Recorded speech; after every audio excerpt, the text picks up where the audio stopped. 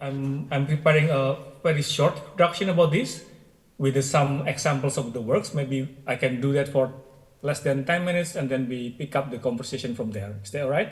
That would be amazing. Thank you for Yeah. preparing All right. something. Okay. I will share my screen now.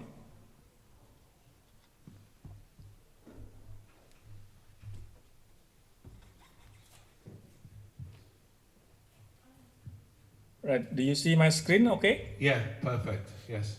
Yeah. Right. I will start. Good afternoon, friends and comrades. My name is Alexander Spartono. I'm one of Taring Padi's members. I will do a quick introduction of our collectives and our activities and works before we do the conversation. Before that, I would like to thank Saledox and the Institute of Radical Imagination, particularly Marco and his team, for organizing this important gathering, and also thanks to Charles Esche for chairing this session. It is really unfortunate that I cannot be there in person. But again, solidarity works and progressive political action are without border.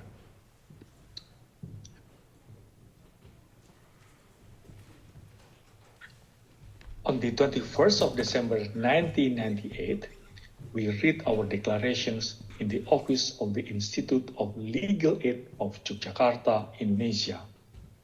It was not in the art school or art gallery or art museum or any art events, but in the office where activists meet to organize demonstrations, press conferences, or seeking help for friends who are detained during political protests.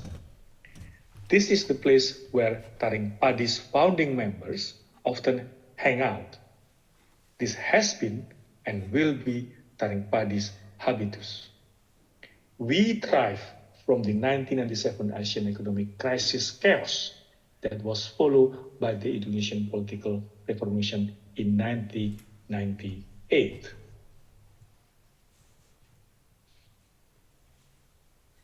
Our founding members were already part of underground student movements in the 1990s. And as art students, we usually tasked to make quote-unquote demonstration properties. The white part at the bottom of the banner here is devised to write different demands by different organizations in different demonstrations. Our banners are specifically designed as a template for demonstration property and outdoor political campaigns. When we say that we use art as political tools, this is the historical context.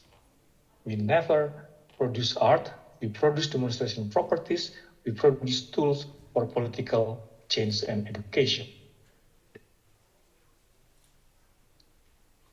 The question is, how do we maintain radical art practices in the past 25 years? The first 5 years was relatively simple and joyful because we live and work together in the former art school that we squatted, and we were still students. Things become more challenging when we have to pay the rent, start a family, and live in different cities and countries whilst maintaining radical art practices. By that, I mean we don't do commercial galleries and we don't apply for funding.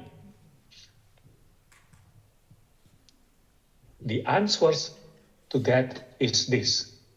First, we keep Yogyakarta as our base and center for our activities, because most of us live in Yogyakarta. Secondly, we nurture the dynamic between ideology and friendship. The ideology got us together at the first place. Then the friendship developed whilst we work and learn together within this ideological framework. Then in turn, the friendship maintaining our ideological standpoint. The third one is diminishing individuality within the collective. There is no mention of individual name in our collective works or in any publications of the collective. Lastly, about the money. In this respect, we followed this principle. I quote, from each according to their ability, to each according to their needs, end quote. In other words, sharing resources according to lumbung principle. We believe these are the things that successfully keep us together in the past 25 years.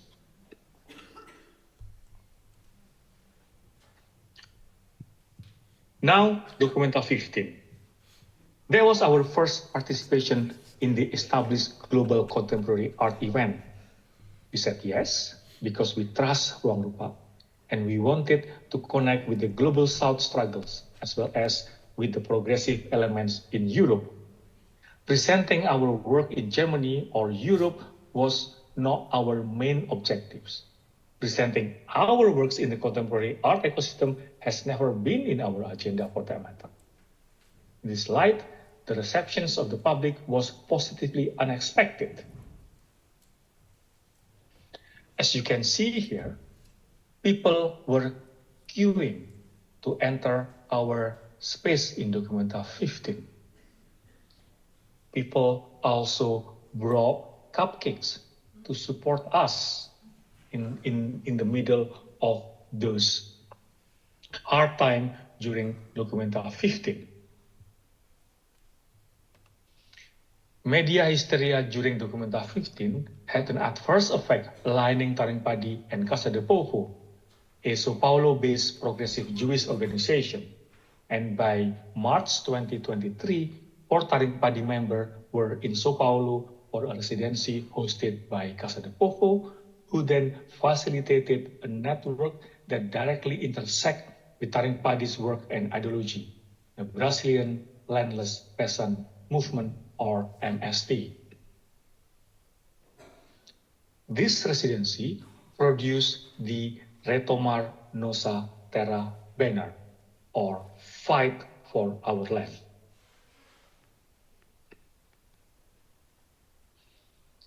This engagement with the global South struggles is soon followed by a collaboration with Propanau, the progressive Aboriginal art collective based in Brisbane, Australia, and resulted the Ngalia Bujong Jara, or Our Mother Earth banner. We will explore further in the question and answer sessions why these outside Europe collaborations have been taking place rapidly and almost effortlessly. Things seem to connect almost immediately. Common enemies, by this I mean the neoliberal system, is not a satisfying answer. Perhaps this is a revitalization of the Bandung non-alliance movement from the 1950s, but we need to investigate further about this. For that purpose, I would like to close my short introductions with our latest collaboration with our Palestinian comrades. We started in Brussels, continue in Brisbane, and will be finalized in Yogyakarta. Entitled Adalet Osopi, People's Justice, this banner is the culmination of a heartfelt journey of learning, working, and love between Taring Padi and the collectives The Kitchen, Global Aroma, Learning Palestine, Subversive Film, and the questions of funding. At its core, a century-old olive tree symbolizes the steadfastness, dignity, and hope that give meaning to the Palestinian struggle for liberation. Enmeshed in a landscape that brings to the life ancestral relation of people and nature, an olive tree stands tall against the forces that perpetuate oppressions and dispossession. Wrapped around the crown of the Davian tree is a strand of prayer beads, leading to the key that symbolizes forced displacement and inalienable Palestinian right to return to their lands.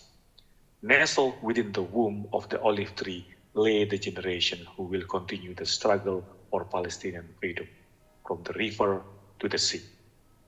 Amidst the martyrs who have perished in the long road to liberation, the underground roots wave Palestinians into a tapestry colored by the legacies and entanglements of global decolonization struggles. The Palestinian struggle is ours.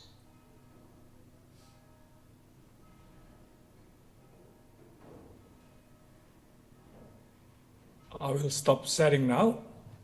That's my very short introduction. That was amazing, Alex. Thank you. Thank you.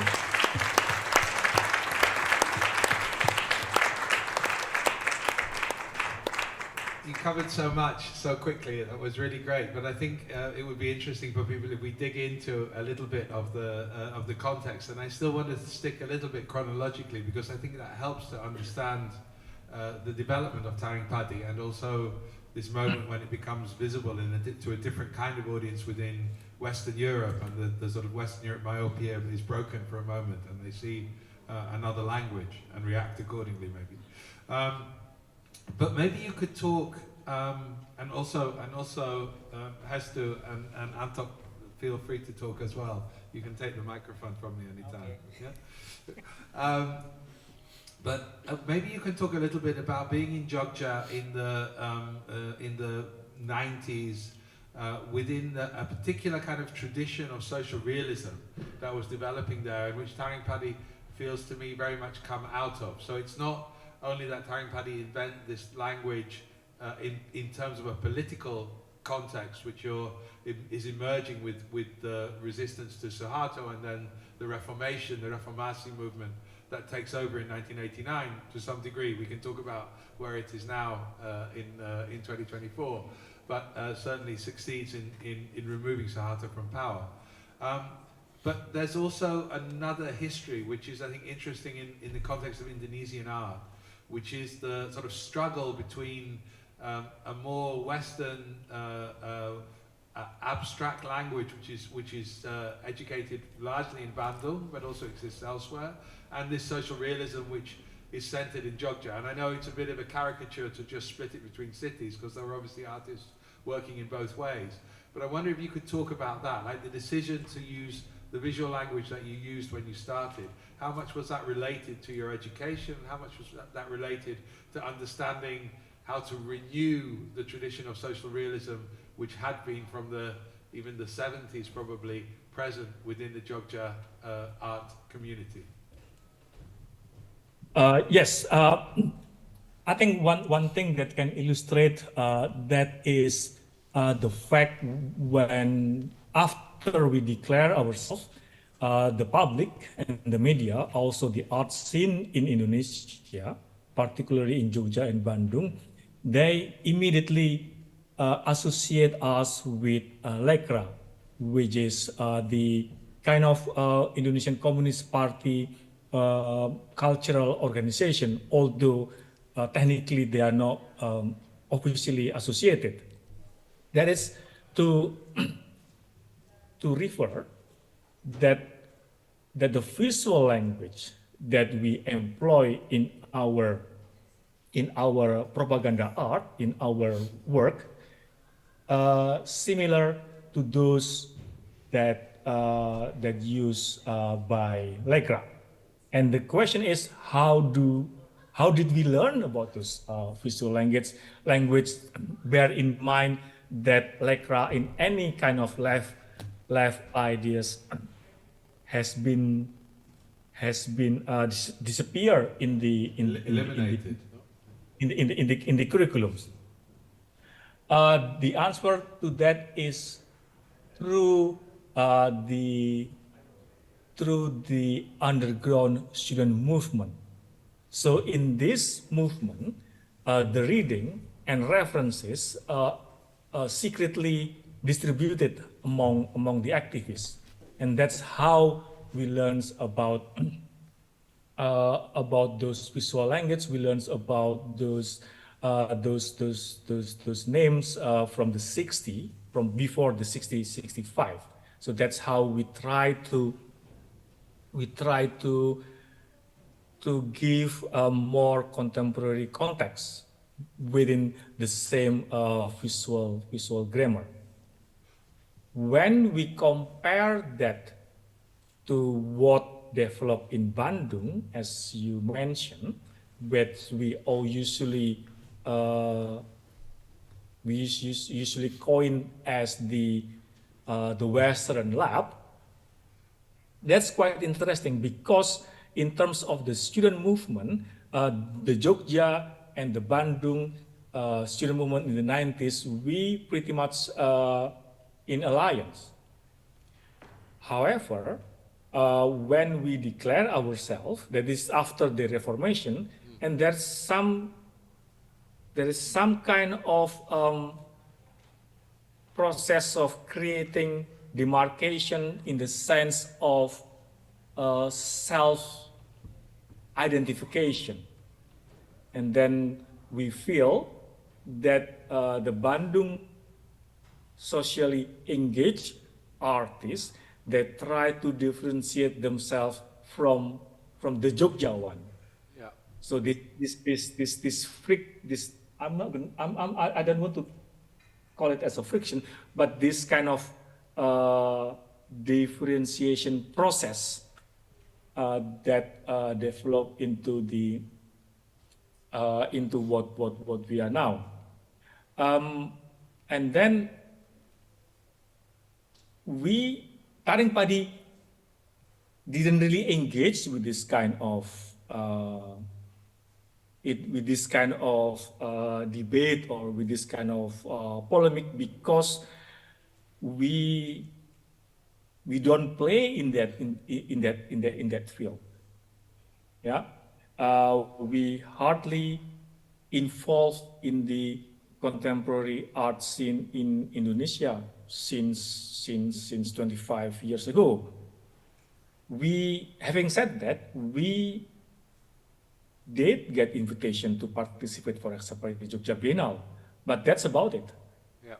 And the rest, we just work with the different kind of communities, mainly the peasant communities. That explain how our pictorial commonplace developed.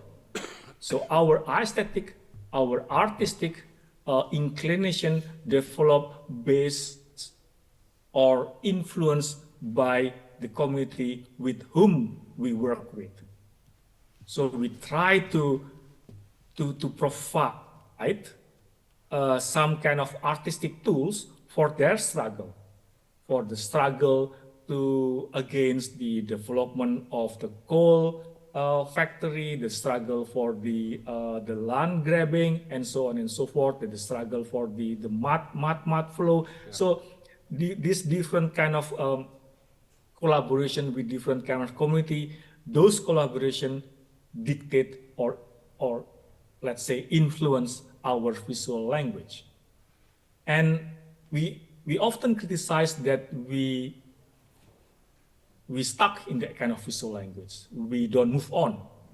I think that's not a fair criticism. It's almost like a lazy criticism. Mm-hmm. Because if you pay attention to the details of the work, there are some significant differences from the color, we can maybe talk about that towards the end, because I think it would be interesting at the end to think about this question of style. But I think for me it's important that the vocabulary, the visual vocabulary, the glossary, if you like, of what you're drawing on is something that's not related to the same glossary that the Western European art community would associate your work with, which is much more of a Western tradition of propaganda art and things like that. You're drawing very much from understandings of symbolism and of representation, which belong not only to Lekra, but I think even further back to the Javanese histories of resistance to colonialism,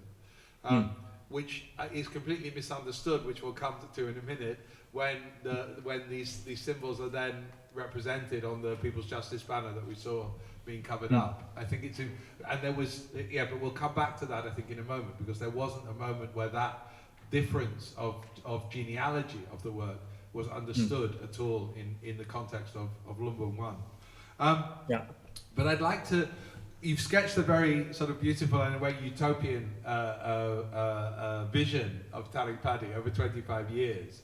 But I think it's also important to mention, and this is something we've talked about, Alex, so it's not so strange, but I'd also like to bring in Hester and Anton, because most of the artists, not all perhaps, but many of the artists have their own individual practice alongside their practice within Taring Padi.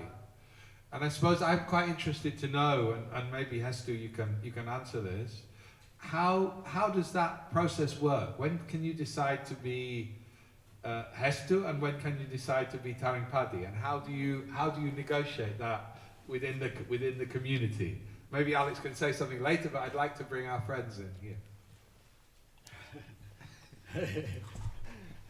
Thank you, Charles.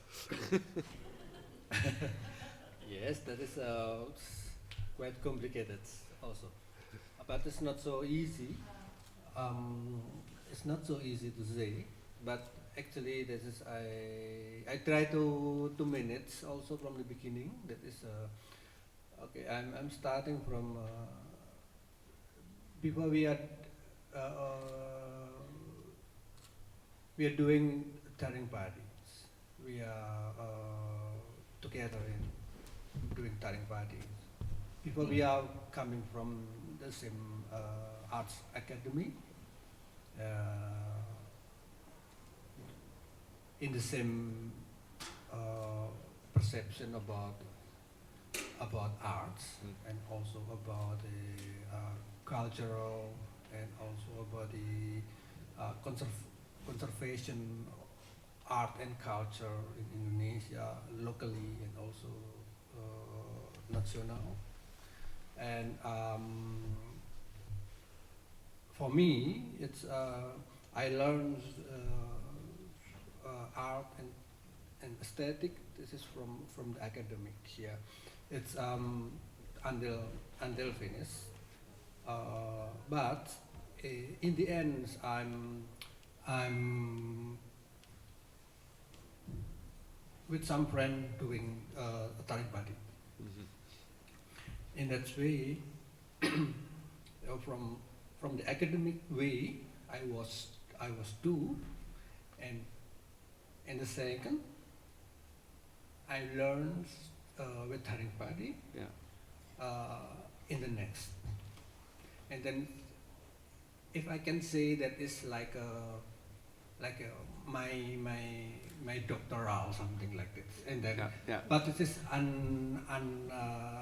cannot say that is because Taring Padi is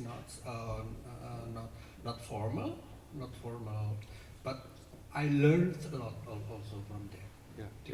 Because also I'm reading, also learning each other there, also that's with the community, also with the friends, also reading some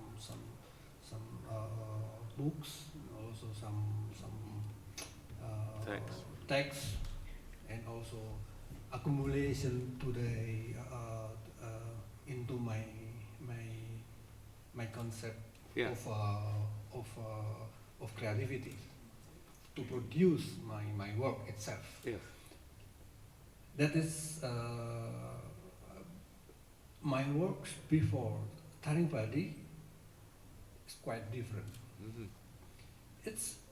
I was already criticized also about the environment and the social in Indonesia or in my society, but not exactly sharp like this. But after when I all together learning together with them, and then like every day doing collectively, I'm also learning collective, and then time by time I'm also I work with, and also I learn with them, and also I producing. This is also I'm also take something, and also I give something to everybody. You know, and in that way. But you start to make your own work at a certain time in parallel. No? Yes, in parallel. In parallel, for example, like also starting also from my kesadaran itu apa? Conscience. Consensus. And then I try to apply my creativity, my idea into my work. Yeah. And that is sometimes, I don't know, some people say that is, they can recognize that is my work. This is my artist name is Satu Lagi. It's not my real name. My artist name is Satu Lagi, and then that is the work from Satu Lagi. But in the different way, that is a Taring Padi too. And what can they separate that? I didn't know also, but that is very that is I guess I think that is about the pure, about when the imagination or the ideas is really come from. That is yes. In between that, it's always mempengaruhi. Influence. To make influence. Yeah, yeah. I make the influence to Taring Padi, and Yeah, also Taring Padi influence to me. That is also about the thema, also about the concept. Yeah. But it's aesthetics. also in general. Also, I doing more.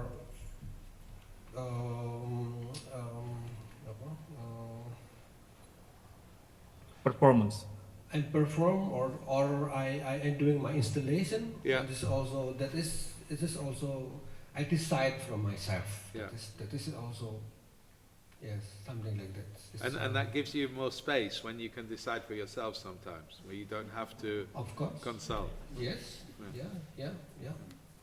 And also sometimes I give also the idea to Taring Padi. It's also that it's not just myself. It is also some of our friends is doing like that. So it is the idea from basically from the individuals, and then it's to become a collective.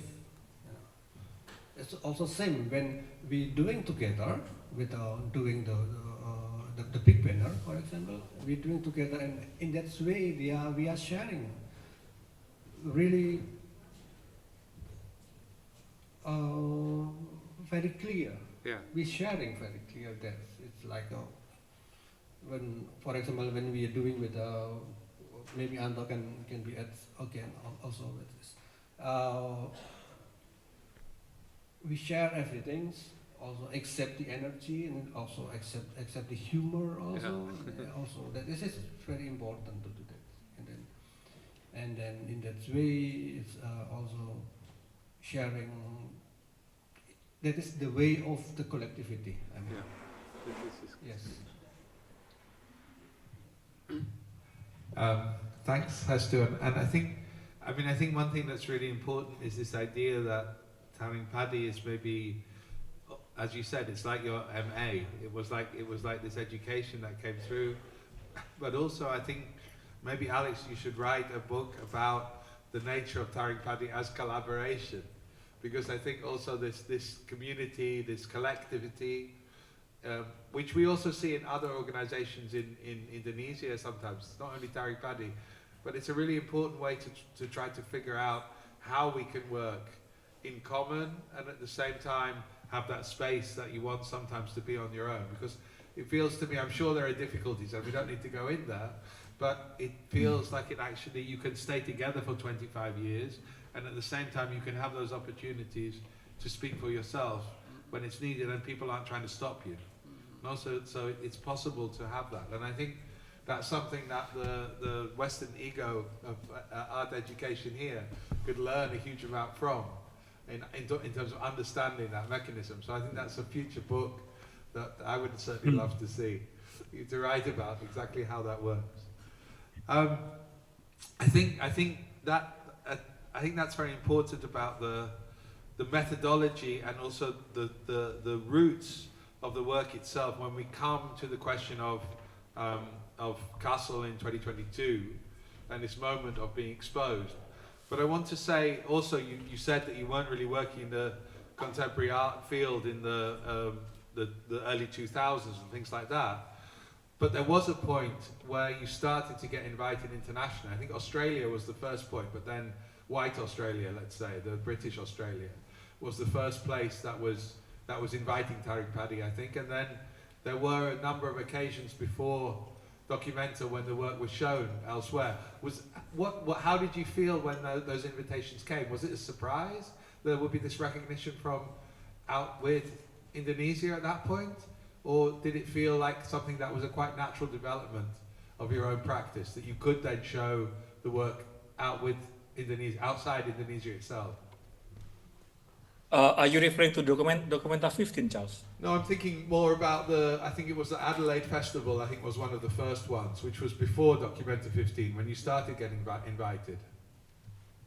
Yes, the Adelaide one, I think that's came more from the network of the people that interact with us in Taring Padi. So it was not a strictly curatorial process. So that invitation comes as the network is more from the activist perspective. And how did it feel to show the work? What do you think you learned from that process of showing the work out with the context of Indonesia and out with the context of Java at that point? Did it change your understanding of the work in any way? Not necessarily, because we still understand that the work is part of this political work. Something that hardly discussed when we show our work in Adelaide. We also did other works. We did works with the refugee center in Australia and things like that. So we back then in 2002 we still move within the activist field, realm.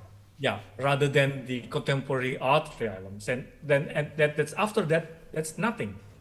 Yeah. That's after that nothing. After that, it's just a small invitation here and there.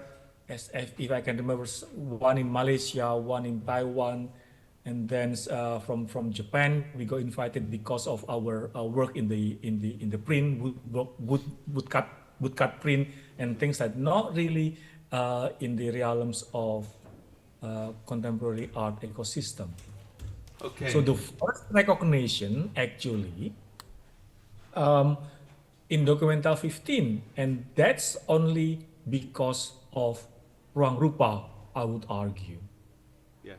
So yes, and I asked Adi Darmawan, and then I asked him after all those circles, and then why did you invite us? And Adi said, because of respect, because what you have done in the 25 years, and nobody talk about that in this level. Yeah. So that's what it is, and because of that, now we enter this realm of contemporary art, something that it is unfamiliar territory for us, and we learn so much about it, and then we can see some kind of issue that we have to face now because of that. When people start to understand, start to take our work, our political work as artwork. Yeah, I think we can come back to that also in relation to yes. Palestine, Australia, or the indigenous Aboriginal community in Australia and Brazil, I think, and the Jewish community in Brazil. But let's just spend for a moment. I know, how long do we have? Do we have a bit longer? It's up to you guys. Okay. Well, when everybody's left, then we'll stop, I guess. Exactly. No, but maybe we'll go on for about 20 minutes more or so, just to give people an idea. But I think it's worthwhile just dwelling for a moment. I remember one time, because we have quite regular on and off contact, but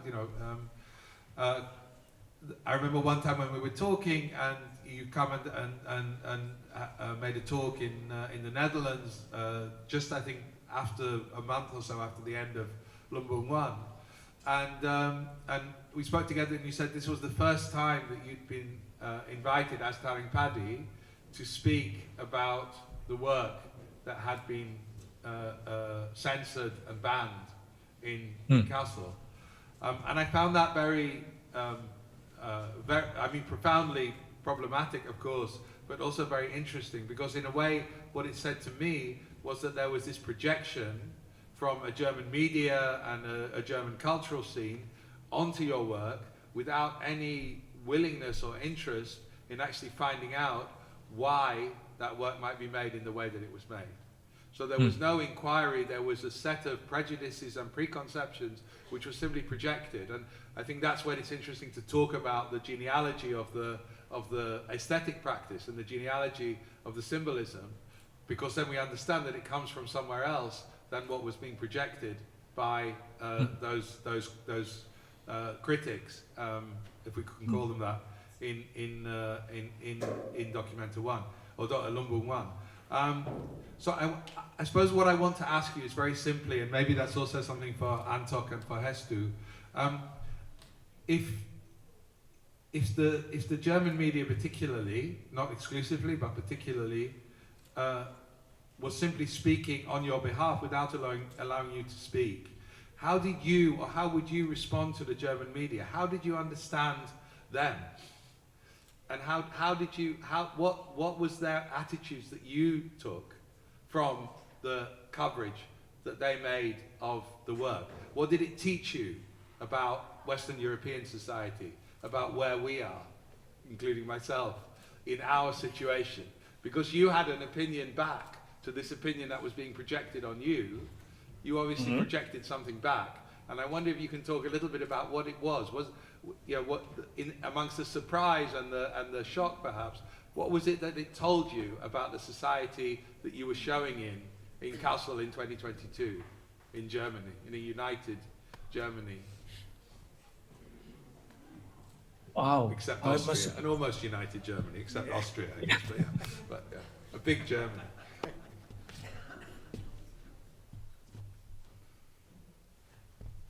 Oh, that's very difficult to answer, because our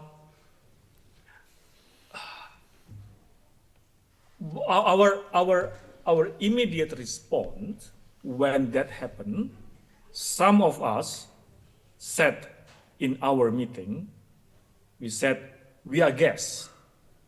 If we are not wanted as a guest, we should leave. So that's the thing that we projected back to the German through the media. Yeah. So that's almost like a Javanese response to that. If you are guest and your host doesn't want you anymore, then you should leave. Yeah. And we almost left. Yeah. We almost decided to close our space. And then we consulted our collective, and we consulted the people whose work and whose issue we try to represent in our work. And one of them said, answer with a very simple question. He asked, do people still come to see the work? And we said, yes. In fact, people queue to see our work. And then the reply is, and then why do you want to close the door? Yeah. That reminds us that your responsibility, our responsibility is to the work. That's your responsibility. You stay as long as you have to stay, because that's the opportunity for you to widen the platform of your campaign, of your agitation work, your education work, and your organizing work. So that's that we go back to the principle of our ideology from which we stand we stand. So yeah, so that's, I don't know whether that answers your question or not. No, Just I so think it's really helpful. Sorry. the projection is very common sense. Let's put it Yeah. that way. Common sense that informed by our upbringing. As you remember, we were not confrontational at all. We absorbed everything. We looked at ourselves. What did we do wrong? And then we identify what did we do wrong. We apologize. And then some of us said, like I said earlier, okay, if you don't want us, we leave. But and then we were reminded, wait a second. It's not about you being wanted or not, but this is about work that you want to represent. And then, so it's that idea of being wanted or not by the host fire back to us, because if people still see the work, we cannot close the door, because people want to see the work. So again, the responsibility, it's our responsibility to the work. Because this is not only artwork, because this is propaganda work. This is the agitation work. I think that's very it's very beautiful. I don't know if you want to add something, Antok. Yeah, a little bit. Yeah. No, of course. I want to add a bit. Good, Mas. I think we sorry. When we decide to still stay, I think that is about our respect also. That is about our respect for our friend. It's also the others participant, and also respect for the friend of also the family, like Ruang Rupa itself. Yeah. That is also when we are decide to close and we are running from that. I think that is just make a broke the documenta 15 from the beginning. Yeah. And that is that's mean that is makes we are already kalah. We already disappear. Defeated. Defeated. Yeah. Yes. And we decided to also for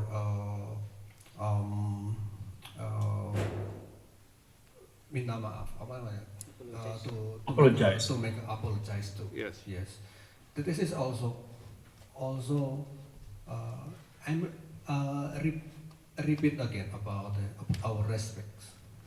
Some of them, some of friends or some people also didn't agree about the apologize, because this is not so radical or something. That is not you. But in the different sides, we are also respect for the family, for the friends. Yeah. When they are inviting us, we are Japanese, we are Indonesian Japanese, and then okay, we try to manage this, and then we make apologize. Yeah. That this is the way for struggle. Yeah. For in Java, in our tradition, something when people say something not so well, or something like something punching something, and then don't you do a feedback again, and then please you smile. If possible, you can smile. But that's so difficult, that is so hard to do like this. We try to do like this. Yeah. And then we doing also some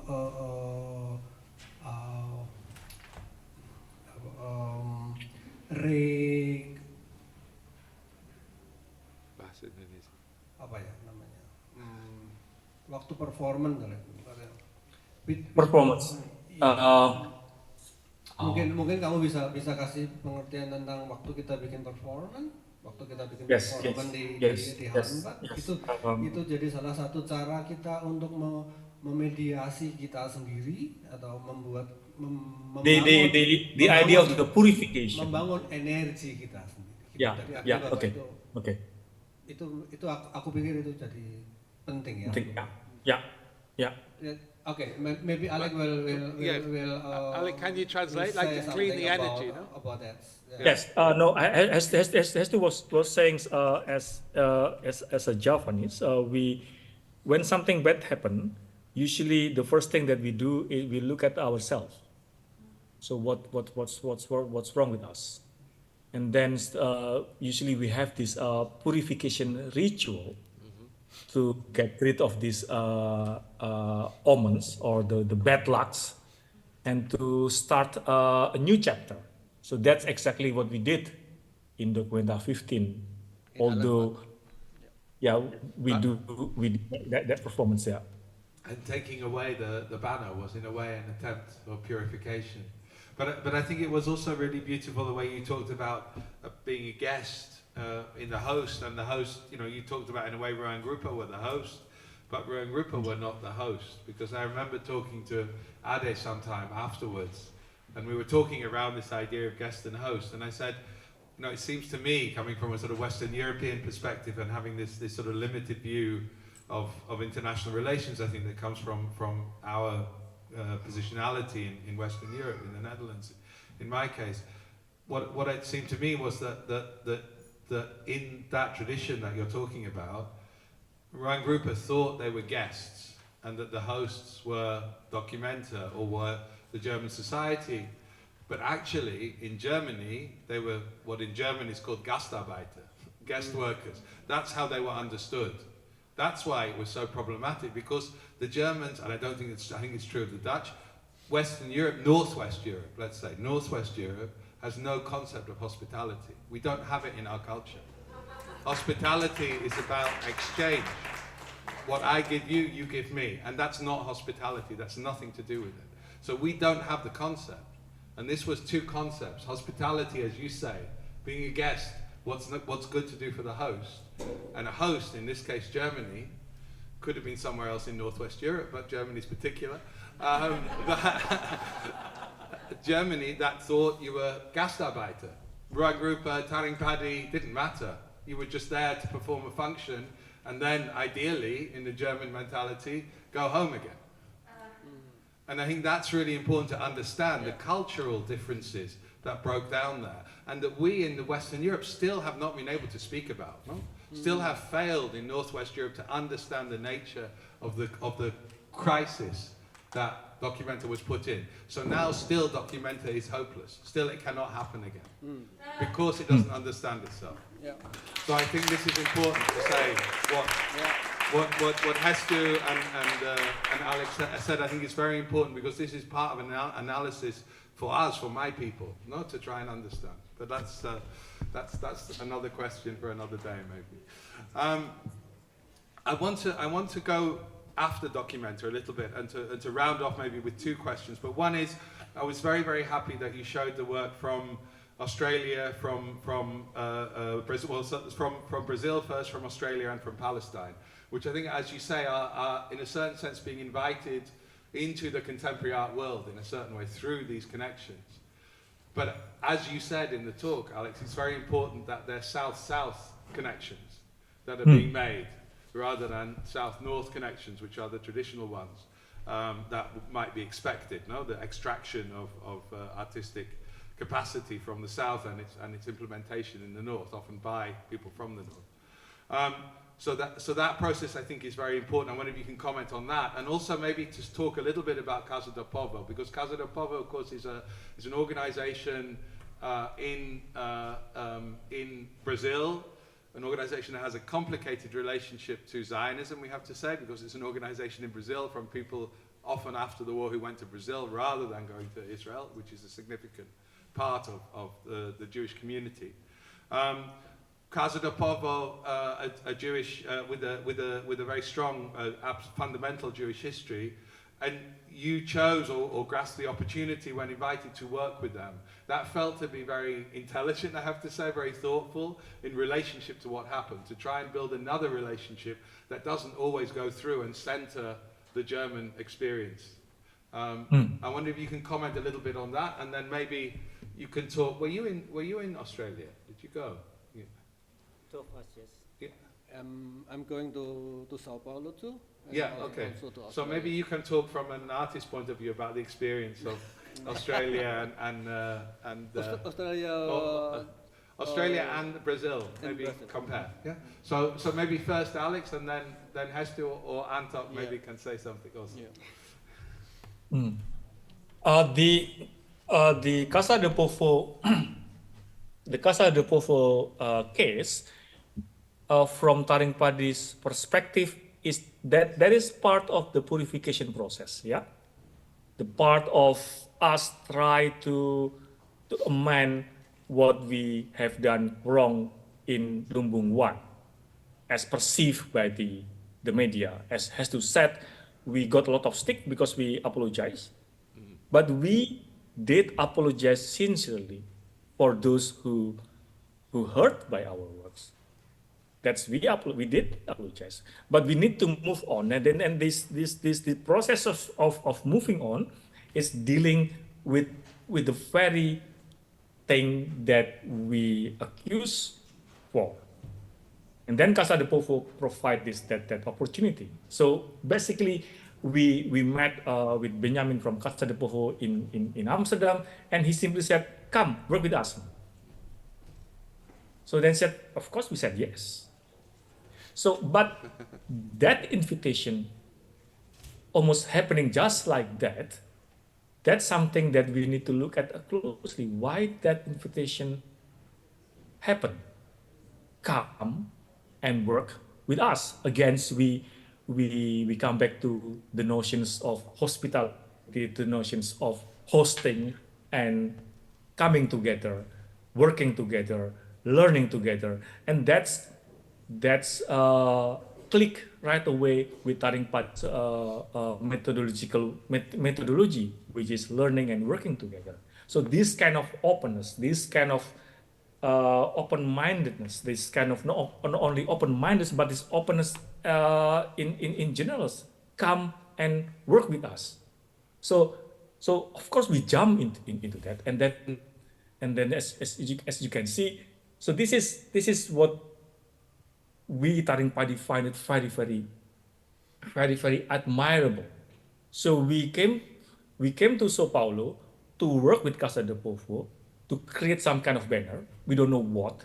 And then Casa de Povo said, wait a second, what you have done, actually, you better off working with this landless peasant movement.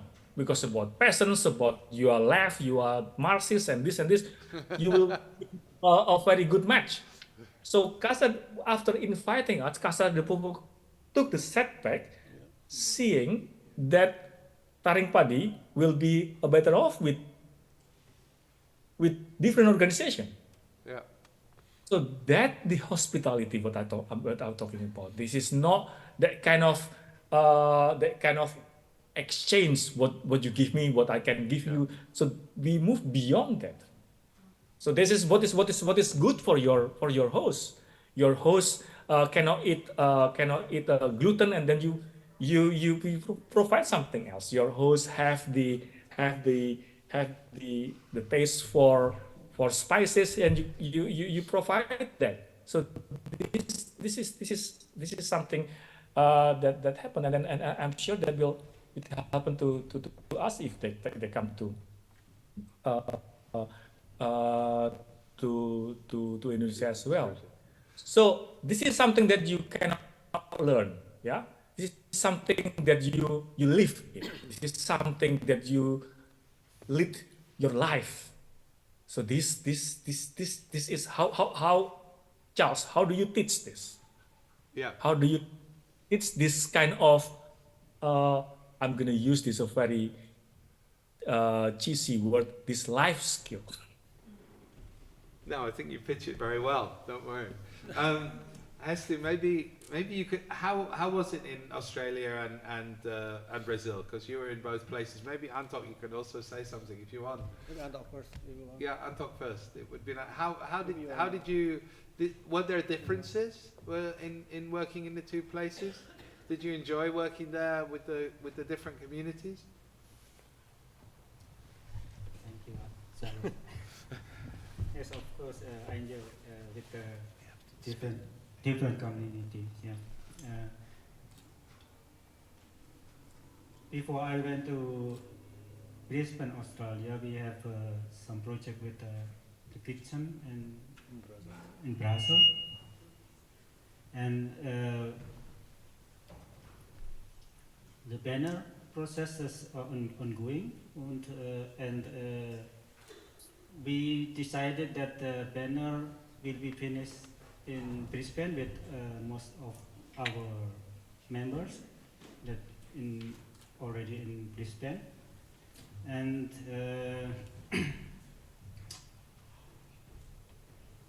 yeah, in Brisbane we make some progress, but there we have a lot of program too. For another thing, and then the banner of finally not finished, and then still ongoing, and we decided bring to Jogja. That This is Palestinian banner. yes, Yeah, maybe it's significant. It's still unfinished. yes, still unfinished in there, but only small touch. I think then it has to.